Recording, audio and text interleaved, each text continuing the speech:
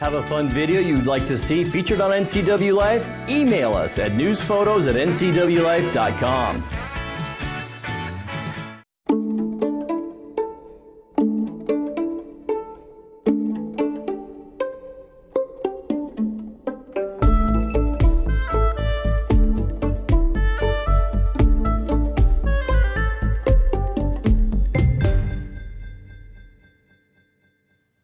Welcome to another edition of Let's Learn here on the NCW Life channel. My name is Eric Grandstrom, your host, and on this series we're going to talk about death.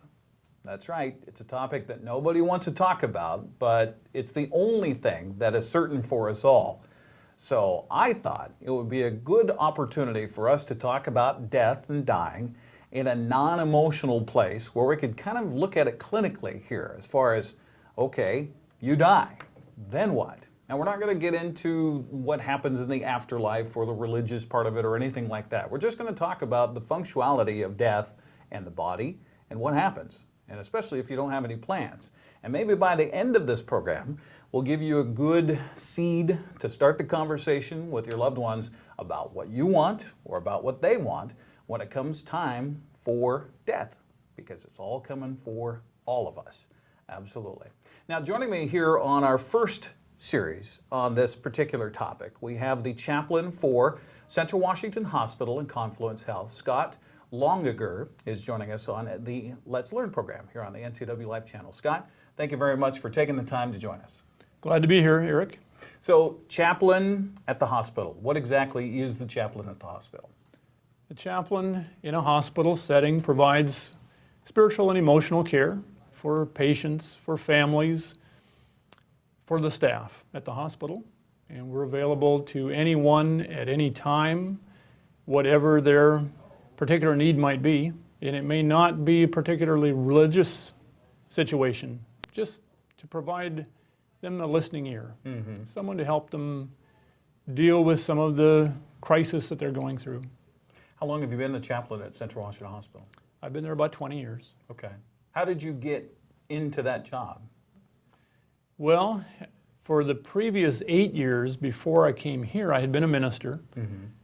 And then I had come to a point where I just felt like I wanted to do something a little different, something a little more in the vein of counseling, pastoral care, and I looked into being a chaplain. So through a series of events and encouragement that I received from other chaplains, went through some training, and then we found ourselves here in Wenatchee. I think my first ever recollection of the term chaplain probably came from the TV show MASH. Oh, yeah. And I was like, oh, okay, well, he's there when obviously somebody's not going to make it type of a thing. That was my first, thing about a chaplain. And I wondered, with the situation at Central Washington Hospital, we're gonna talk, about death and about dying. But I wanted to get into your position there at the hospital. First of all, when are you contacted about a situation where there's death maybe coming soon? We're often contacted if there's a death in the emergency room, and somebody will call us to say that there is a patient who either has died or probably will die soon. So we're brought in then to be a support to the family, or maybe even to contact family if it's appropriate. And so we are able to spend time with the family if they are attempting resuscitation. We're there just to support them, to provide whatever information we can. Yeah, do you, in essence, become a conduit between what's happening on the medical side to what's happening with the family? At least we can inform the family of the progress of the attempts that they're making, and to try and at least be a support to them, to provide whatever information we can from the doctor to the family. And ultimately, of course, the doctor has to provide the main medical diagnosis and prognosis. But Is it a case, I don't know, I guess it's different with different circumstances with the people on the receiving end of the information.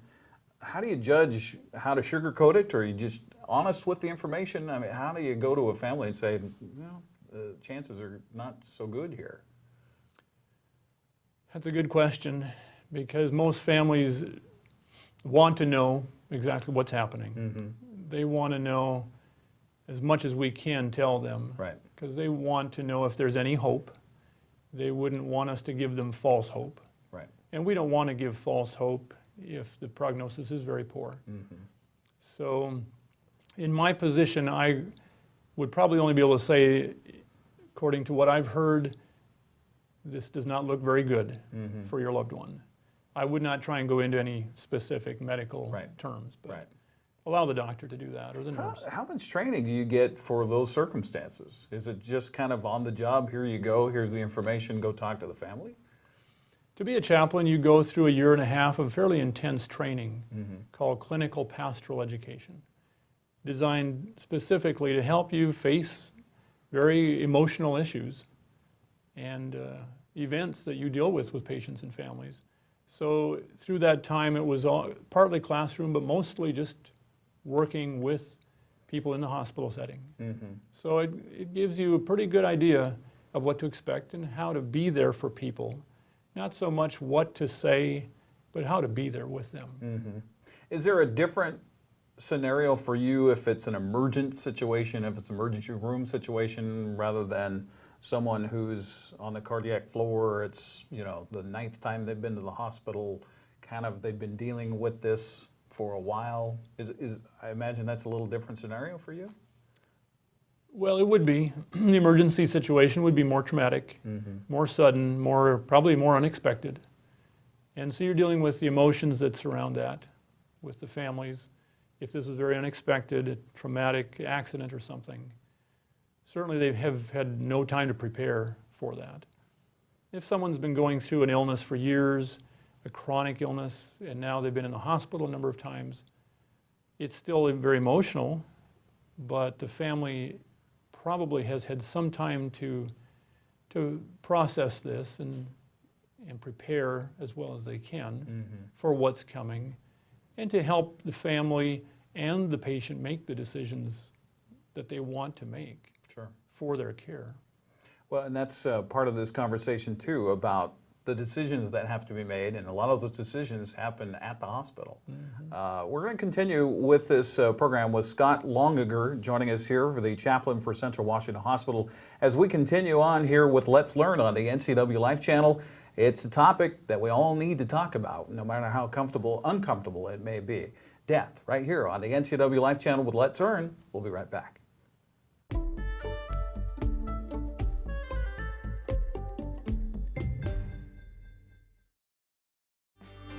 Stay up to date with what's happening in North Central Washington. Go to the NCW Life community calendar at ncwlife.com.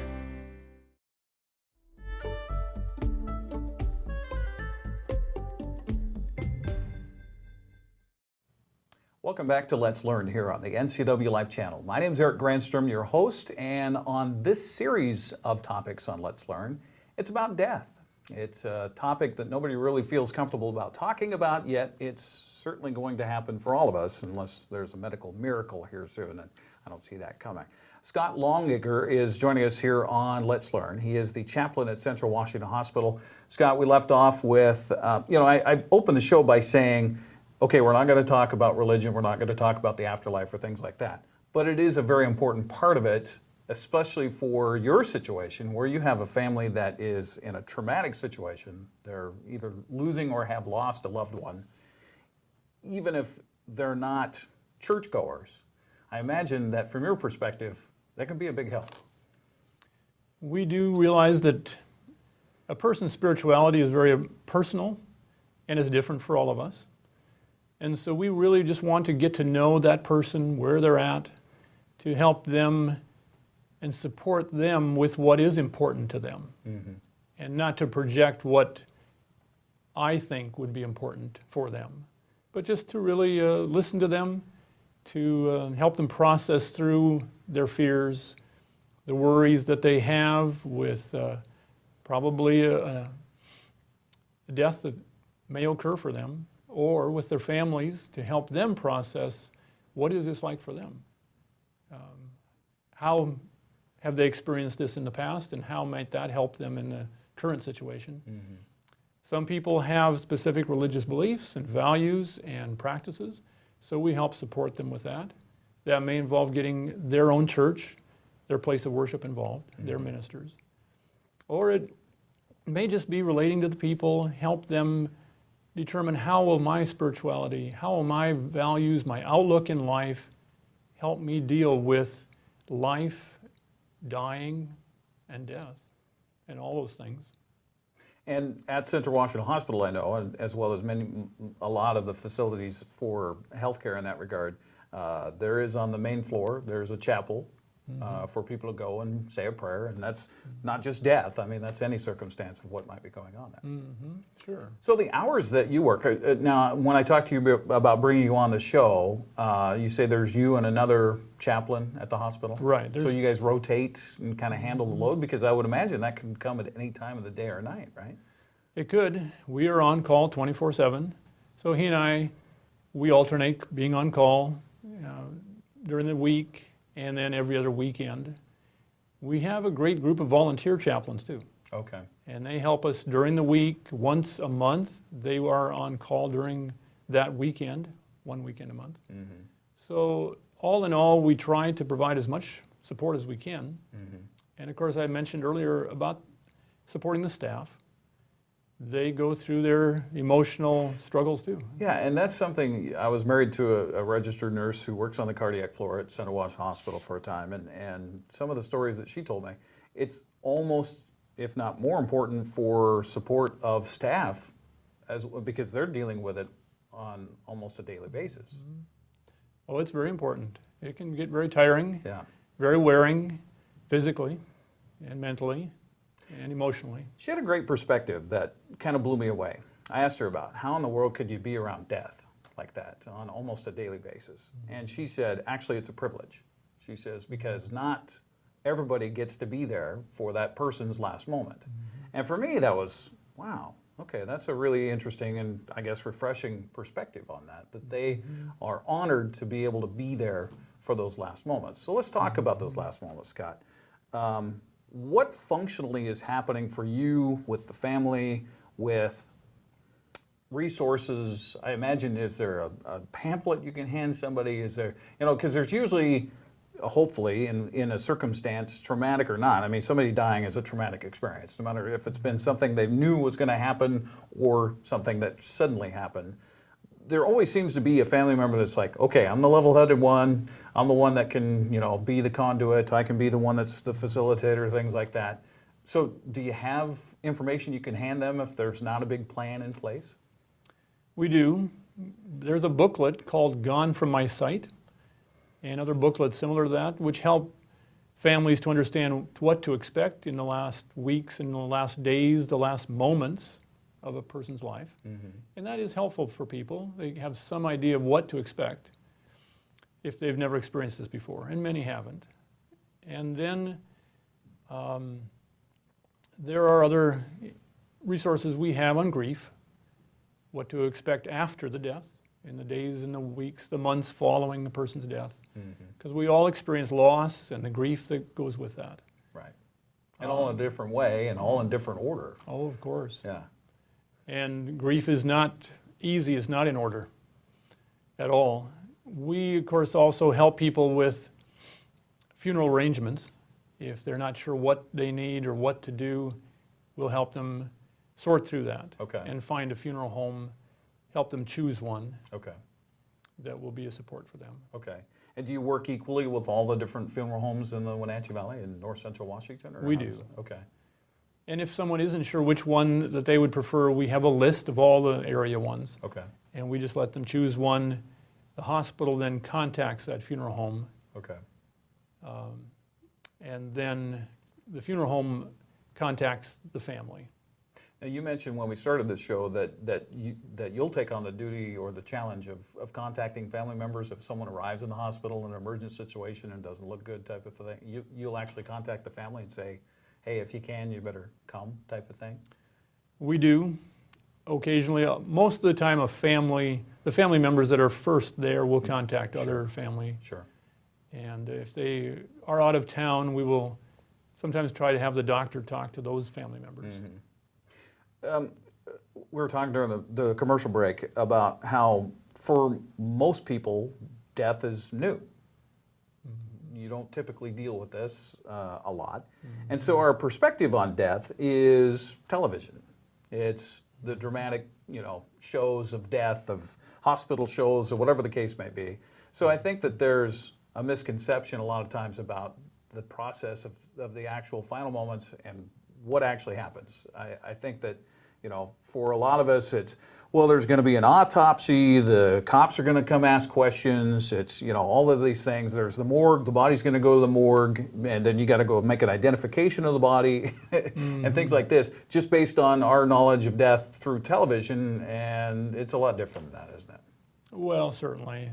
I usually don't watch hospital shows because they're pretty unrealistic a lot of times, and just leave the person there and maybe one person in the family with no one else to support them after a death. And we are very much aware of the need that people have for someone to just to be with them, to walk along with them, to help them sort through the myriad of questions they might have and uncertainties. What am I going to do now?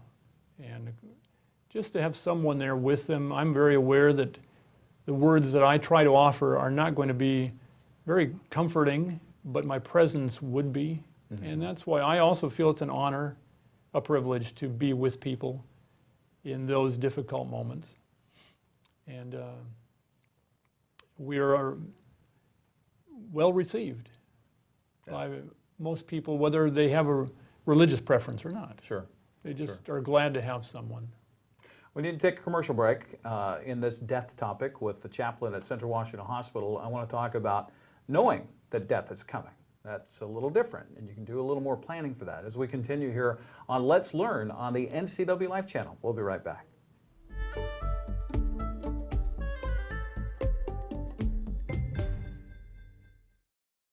Is your vehicle in need of a quick oil change or tune-up before hitting the road this summer? Stop by Quick Lube and Tune, the home of the good guys at 610 South Wenatchee Avenue.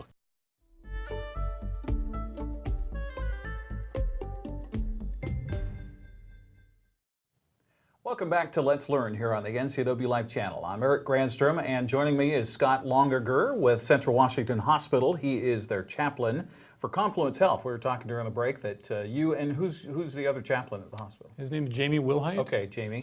That you two cover, now that Confluence is taking in the Wenatchee Valley Medical Center, hospice care throughout the region. You guys are pretty busy then.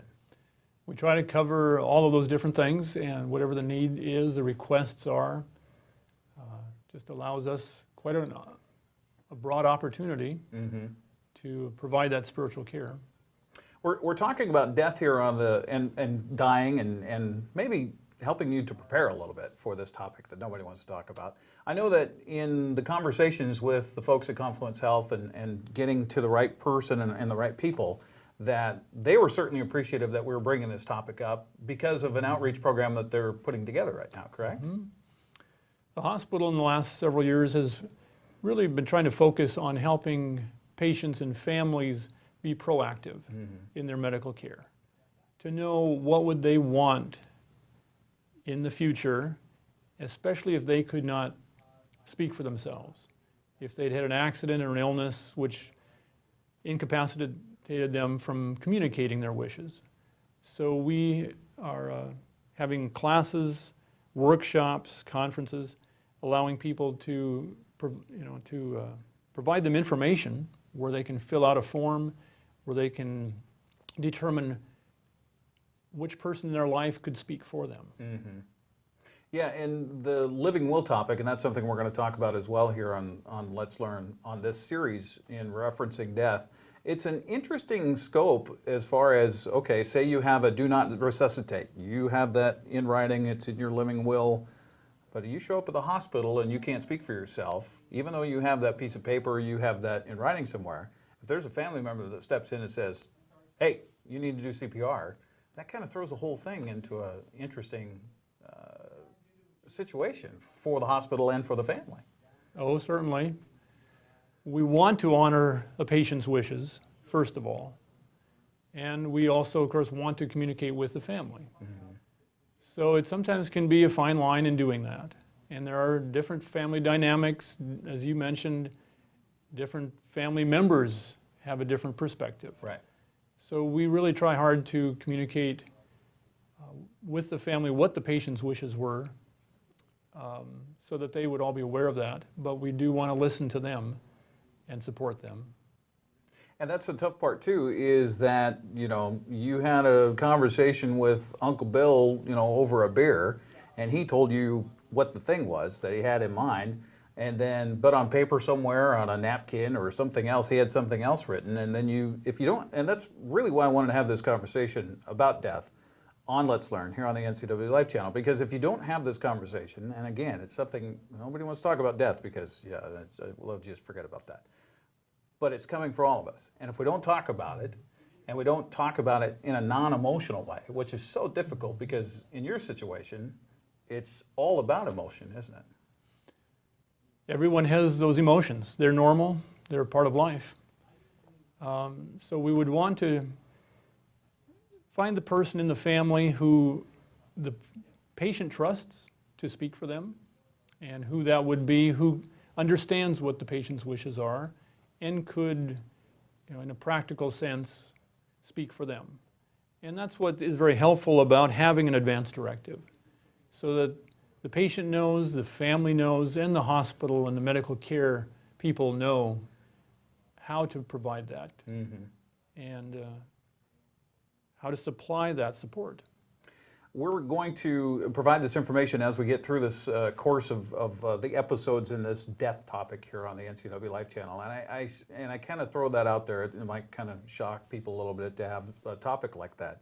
But you either laugh or you cry. But I'd like to have a non-emotional discourse about this topic so that it helps people make a plan, or at least have the conversation with their loved ones.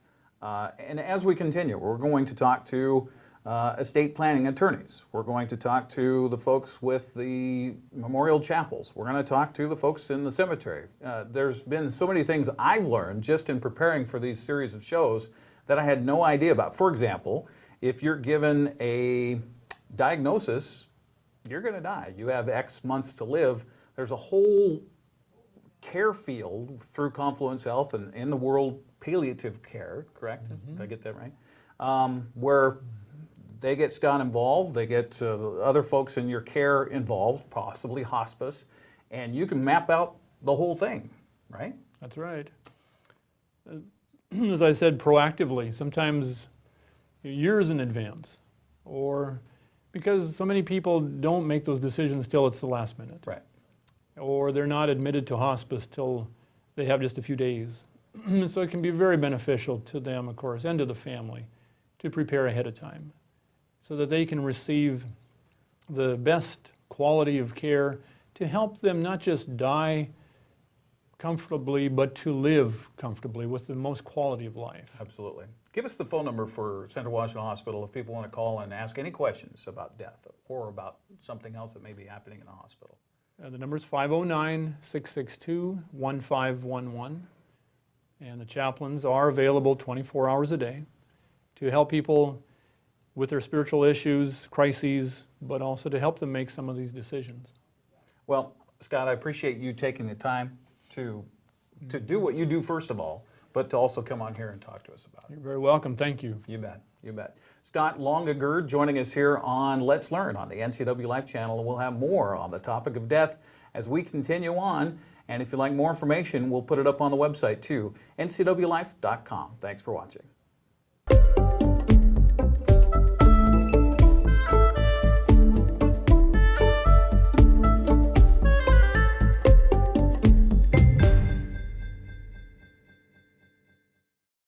Are you wanting high-speed internet but don't have access to PUD fiber? Try Sky-Fi high-speed wireless internet from LocalTel. Call 888-8888 today.